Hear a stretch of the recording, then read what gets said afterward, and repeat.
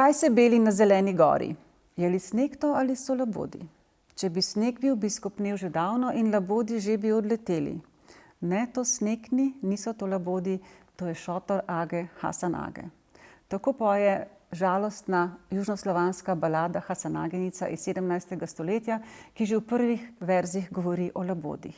In o labodih in drugih živalih in o plesu se bomo danes pogovarjali z legendo slovenskega baleta in s prima balerino Lane Stranič.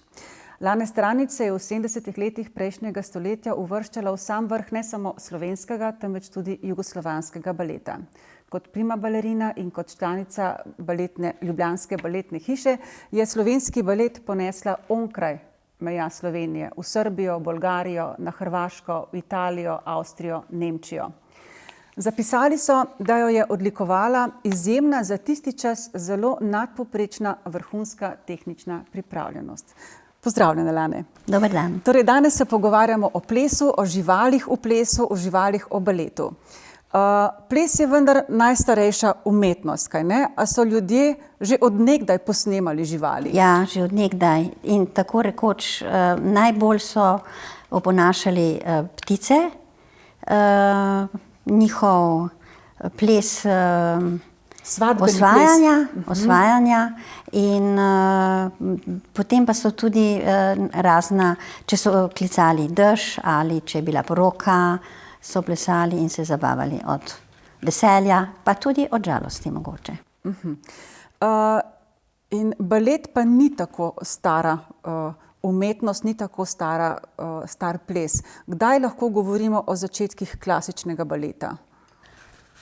Katarina Medici je iz Italije šla v Francijo k Ludviku XIV., ki je zelo rad plesal in je začel tudi s klasičnim baletom. Tako da je prva klasična baletna šola bila 1661. Zdaj ne bomo preračunavali, ampak to je 450 let približno nazaj, kar daleč nazaj. Pozneje sta se uveljavili 4 vrste klasičnega baleta, in sicer Vaganova, to je bila ruska, Cecchetieva, to je bila italijanska, Bournonville, to je bila danska, in francoska, ki je bila bolj svobodna. In te vse baletne šole še danes obstajajo? Te baletne šole še obstajajo. Verjetno so drugačne, kot so bile ob nastanku, ampak še vedno je neka taka smernica. Tehnika gre vedno naprej, tako. Zanima me, rekli ste, da je balet se je začel nekako pri Ludviku XIV. V Franciji, ta klasični balet. Tudi vas je življenjska in karierna pot vodila v Francijo in ne na vzhod, kot ostale večino slovenskih, takrat jugoslovanskih baletnih plesalcev in plesalk. Kako to, da ste se odločili za Pariz? Ja, tukaj je moja mama se odločila, da grem na zahod, ker se je zdelo, da je to bolj sodobno. Tam sem bila v bistvu, to je bil studio, kjer sem hodila, studio Vaquer, me je poučevala madame Nora Kiss, v kateri so hodile velike zvezde, vsaka baletna trupa, ki je gostovala v Parizu, so prišli k njej na vaje, na treninge, in prav tako tudi solisti in étoile, kakor se reče po francosko, k njej na vaje, na klas. Zvezde. Zvezde. In kot mlada nadebudna plesalka, pred katero je bilo še vse, ste verjetno občudovali te zvezde? Ja, absolutno. Sem včasih kar obsedela in jih gledala in nisem razumela, zakaj je tako lepo. In potem sem ugotovila, da zato, ker je to tako pravilno.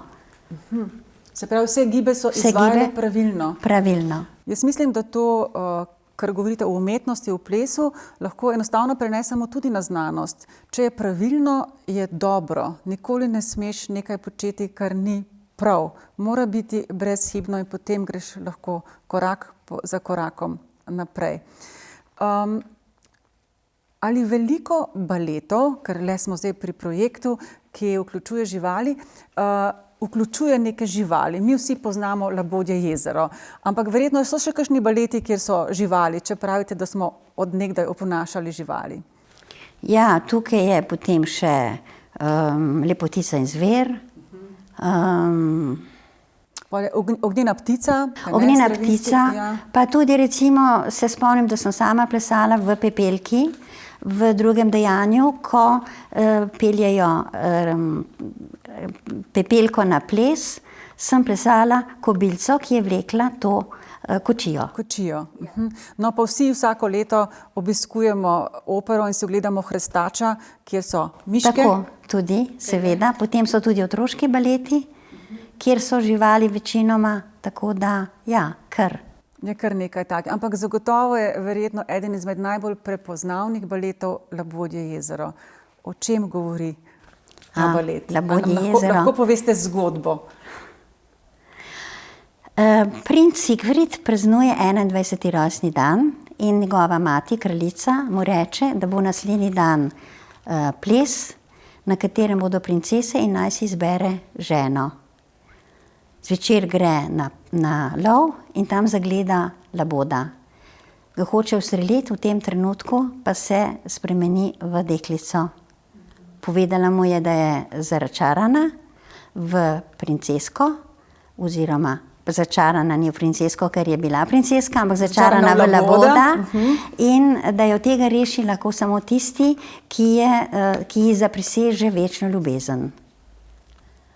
Bila sta nekaj časa skupaj in sta se zaljubila tako, da je on samo čakal, kdaj jo bo spet videl. Drugi dan na plesu čaka, da pride labodka, vendar ne pride in vsem tem drugim princesam odpove poroko. Torej ostane zvest beli labodki. Tako. Nenadoma napovedo nepričakovan prihod in to sta Rodbard, čarovnik, z svojo hčerko Odil, ki pa ima podobo Odet. Se pravi, imamo belega laboda, ki ga ni, in črnega, čarovnikovo hčerko, ki je enaka podoba, ampak črna. In v baletu to pleše tudi ista plesalka. Ko princ vidi Odet, v Odil vidi Odet in jo povabi na ples, po plesu pa ji zapriseže večno ljubezen. V tem trenutku se vsa dvorana zatemni in na oknu zagledamo Odet, ki joka. Zdaj princ takoj zazna, da je tukaj zarota, gre hitro v gozd, tam sreča Odet in njene prijateljice, ki jokajo, vendar tudi Rodbard kmalu pride. Zdaj tukaj sta pa dva konca. V začetku so imeli, da Rodbard začara nevihto, v kateri oba umreta. In ob takem koncu se je publika bila zelo žalostna, ko je šla domov, tako da so spremenili konec in sicer, da princ premaga Rodbarda in ga vrže v jezero. Ampak Rodbard je pa tudi žival. Je pa sova. To smo pa pozabili povedati. In vse labodke se spremenijo v deklice in ona dva srečno ostaneta do konca življenja. Se pravi, imamo pravljični tak hollywoodski konec zdaj. Čeprav razumem, glasba je enaka, samo odpleše se drugače. Enkrat se odpleše v smrt in enkrat se odpleše, kot da bosta srečna vse življenje.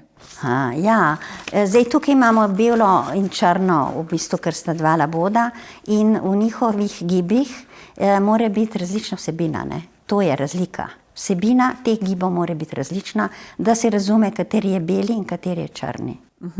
Kakšne pa so razlike v gibih? A so gibi, se pravi, niso drugačni, podobni in prepoznavni, pa vendar drugačni? Ja, so še vedno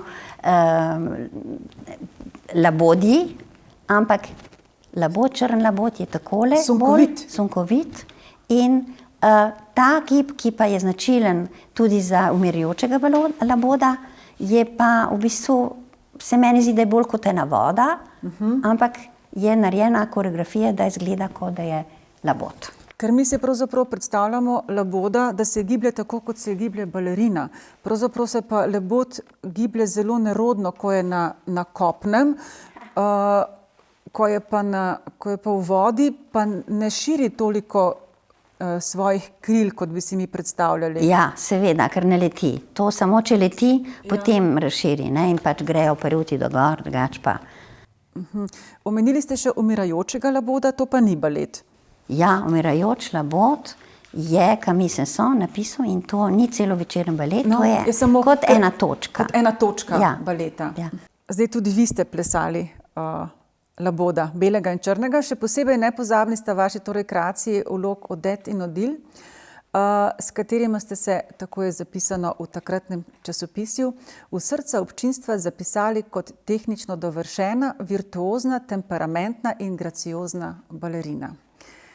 Ali je plesati Laboda vrhunec baletne kariere, torej balerine, ženske baletne kariere? Ali je eden izmed pomembnih? Ja, bi rekla eden izmed. To je odvisno od balerine in od karakterja. Mogoče tudi v tistem času, ko sem jaz plesala, je bil res Labod en najtežjih predstav baletov. V baletu. Koliko časa pa ste plesali Laboda? Ja, to pa kar dolgo časa. Če odštejem, da sem najprej plesala v zboru. Aha, se pravi, ne začnemo takoj kot beli ali črni Labod? Ne moremo. Ko končamo baletno šolo, moramo najprej plesati v zboru, potem dobimo manjše vloge, malo večje in še večje in potem se šele lahko odloči koreograf, da lahko pleše tudi Labodje jezero. Predstava traja več kot 3 ure. Koliko časa od tega morate biti na odru? Labodje ima 4 dejanja, ampak Labod je v 3 dejanjih. V drugem in četrtem je beli Labod, v tretjem je črni. In kolikšne pa so priprave na tako predstavo, da ko recimo režiser pravi, zdaj pa ali koreograf, zdaj pa začnemo s predstavo Labodje jezero, koliko časa potrebujete do premiere, da se pripravi da se pripravi balerina? Ja, vsaj pol leta. Slišala pa sem, da se v Moskvi in v Leningradu pa še dlje, tudi do 1 leto. Koliko copatkov pa recimo potrebujete za vsako predstavo ene copatke, ali imate copatke za več predstav, kako je to? Aha, lahko so za več predstav, ampak recimo za Labodje sem imela za drugo in četrto eno vrsto, za tretje, kjer je pa več tehničnega, več obratov in tega so potrebne močnejše baletne copate. Ampak recimo ene copatke bi zadostovale, če bi vse plesali z enimi za eno predstavo? No, mogoče bi, odvisno od copat. Zdaj so verjetno tudi drugačne copatke. Ja, copati so različni, ja.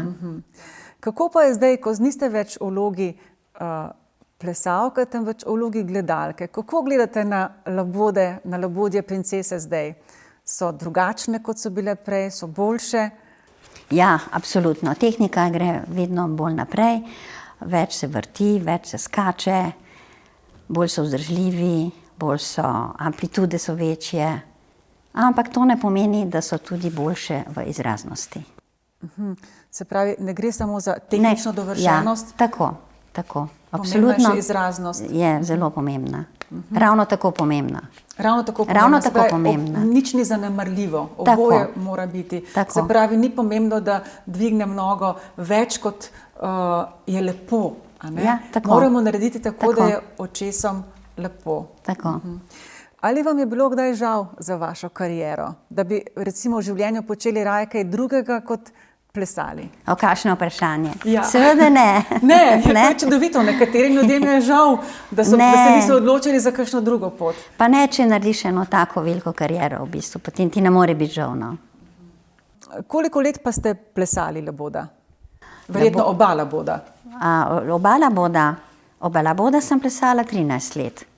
Ampak predtem sem pa plesala v ansamblu, tako da se v bistvu balerina že nekako pripravi teh gibov in absolutno ne more začeti z Labodjim jezerom.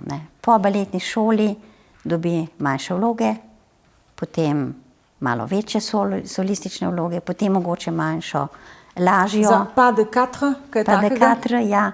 Ali v drugem baletu, kakšnem drugem baletu, eno tudi vlogo, ali celo vlogo glavno v enem drugem baletu, ker Labodje jezero je eno najtežjih. In tehnično in izrazno najtežjih. Tehnično in izrazno. Je pa zato tako lepo, ko ga gledamo. Lane, zahvaljujem se vam za današnji pogovor in pozdravila vas bom v francoščini. Bonsoir. Tako se to je namreč jezik baleta, kaj ne? Hvala lepa tudi vam. In seveda, Vsi klasični izrazi za balet so v francoščini, ker se je tam začel klasičen balet. Bonsoir. Bonsoir.